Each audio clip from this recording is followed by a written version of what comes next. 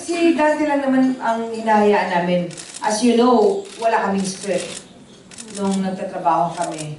Ang kinakausap lang kami ni Brillante, lahat kami. We follow our instinct, this is your instructions.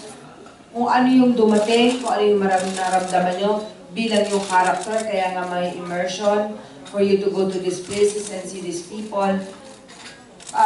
It's all surprise. Maraming mga eksena na hindi rin namin alam na ginagawa namin yung eksena, tapos may bigla papasok na scene sa eksena ng ginagawa namin, so we interact.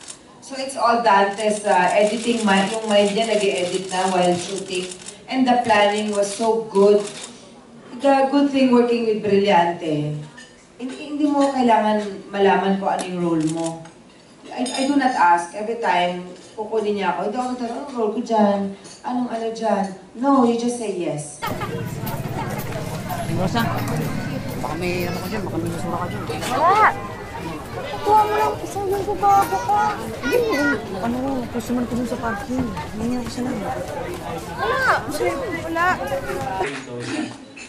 Some critics were saying that Jacqueline's role was a supporting one and the jury begged to disagree. Why did they think that way? Bakit supporting yung tingin nila doon? Actually, hindi ko rin maintindihan. Kasi minsan hindi rin ako nag-agree sa mga jury. Actually, yung jury grade nila doon, isa kami sa pinakamababa eh. I mean, we're not the lowest. Yung pinakamataas, walang nakuhang award.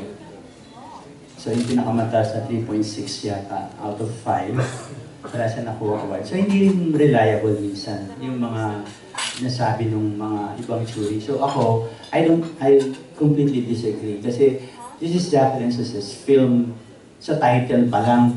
Diba?